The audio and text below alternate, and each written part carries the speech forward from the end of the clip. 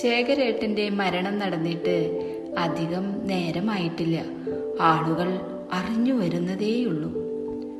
വെള്ള പുതപ്പിച്ച ആ മൃതദേഹത്തിനരികിലിരുന്ന് ജാനുവേച്ചി കരച്ചിലടക്കാൻ പാടുപെടുകയായിരുന്നു. ഉറങ്ങിക്കിടക്കുന്ന പോലെ. കുറച്ചു മുമ്പ് പതിവ് തമാശകളുമായി ഒന്നിച്ചിരുന്ന് ഉച്ചയൂണ് കഴിക്കുമ്പോഴും താൻ കരുതിയില്ലല്ലോ തങ്ങൾക്കിടയിൽ മരണം പതിയിരിപ്പുണ്ടെന്ന്. കുഴഞ്ഞു വീണുള്ള മരണം കേട്ടിട്ടേയുള്ളൂ.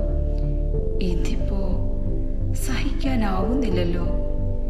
ഇനി ജാനുവേച്ചി തൻ്റെ തനിച്ചുള്ള ജീവിതത്തിൽ ശേഖരേട്ടനെ കൂടെ കൂട്ടുമ്പോൾ അദ്ദേഹം ഭാര്യയും കുട്ടികളുമുള്ള ഒരാളായിരുന്നു. രോഗീ പരിചരണ കൂട്ടായ്മയിലെ അംഗത്വമെടുത്തുള്ള നാളുകളിൽ ഒരിക്കൽ കിട്ടിയ വീട് ശേഖരേട്ടൻ്റെ. അവിടത്തെ അമ്മയെ പരിചരിക്കാനുള്ള ചുമതലയായിരുന്നു. സമ്പത്ത് ധാരാളമുള്ള ആ വീട്ടിൽ സ്നേഹിക്കാൻ മറന്നുപോയവരായിരുന്നു എല്ലാവരും. അതെ, ചില വീടുകളിൽ അങ്ങനെയാണിപ്പോൾ. ജാനുവേച്ചി സ്വയം പറയാറുണ്ട്. ജാനുവേച്ചിക്ക് അറിയാലോ, ഇതിനകം എത്ര വീടുകൾ കണ്ടതാണ് ജാനുവേച്ചി. സ്നേഹം മാത്രം കൈമുതലായുള്ള ജാനുവേച്ചി ആ അമ്മ തൻ്റെ മടിയിൽ കിടന്ന് മരിച്ചപ്പോൾ വാവിട്ടു കരഞ്ഞു അന്ന്. അതെ, മരുമകളായ ശേഖരേട്ടൻ്റെ ഭാര്യയ്ക്കില്ലാത്ത ദുഃഖം. അല്ലെങ്കിലും ജാനുവേച്ചി അങ്ങനെയാണ്. ഒടുവിൽ ആ വീട് വിട്ടിറങ്ങുമ്പോൾ ശേഖരേട്ടനും ജാനുവേച്ചിയോടൊപ്പം കൂടി. പിന്തിരിപ്പിക്കാൻ കുറെ ശ്രമിച്ചു ജാനുവേച്ചി. പക്ഷേ ശേഖരേട്ടൻ്റെ തേങ്ങലിനു മുമ്പിൽ കീഴടങ്ങിപ്പോയി. അതാണ് ആ മനസ്സ്, അതാണ് ആ സ്നേഹം.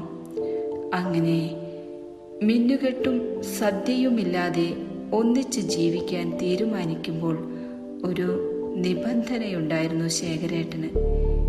ഇത്തിരി മരുപ്പച്ച തേടി ഇറങ്ങിയവനാ ഞാൻ. സ്നേഹം വറ്റി വരണ്ടുപോയൊരു മരുഭൂമിയിൽ നിന്നാ എൻ്റെ വരവ്. പിശുക്ക് കാണിക്കാതെ കുറച്ച് സ്നേഹം വിളമ്പിത്തരണം. ആഗ്രഹത്തിനനുസരിച്ച് നൽകി കുറച്ചു മുമ്പ് വരെ. മുറ്റത്ത് കാറുകൾ വലിയ ശബ്ദത്തിൽ വന്നു നിന്നു. ഉച്ചത്തിൽ ഡോറുകൾ തുറന്നടയുന്നു. ഊഹിച്ച പോലെ ഓടിക്കയറി വന്നു അവർ, അദ്ദേഹത്തിൻ്റെ മക്കൾ. ആക്രോശത്തോടെ ജാനുവേച്ചിയുടെ അരികിലെത്തി. ഇനി മതിയെല്ലാം, ഞങ്ങളുടെ അച്ഛൻ്റെ ശരീരമെങ്കിലും ഞങ്ങൾക്ക് വിട്ടുതരണം. ഒന്നും മിണ്ടാതെ ജാനുവേച്ചി എഴുന്നേറ്റു. കയ്യിൽ കരുതിയ നീളമുള്ള കവർ ദേഷ്യത്തിൽ നിൽക്കുന്ന മൂത്ത മകന്റെ കയ്യിൽ വെച്ചുകൊടുത്തുകൊണ്ട് പറഞ്ഞു, അച്ഛൻ്റെ എല്ലാം ഇതിലുണ്ട്, നിങ്ങൾക്കുള്ളതാണ്. കൂടാതെ ശേഖരേട്ടൻ്റെ മക്കൾ എൻ്റെയും മക്കളാണ്. എൻ്റെ എല്ലാ സ്വത്തുക്കളും നിങ്ങൾക്കായി എഴുതി വെച്ചിട്ടുമുണ്ട് ഞാൻ.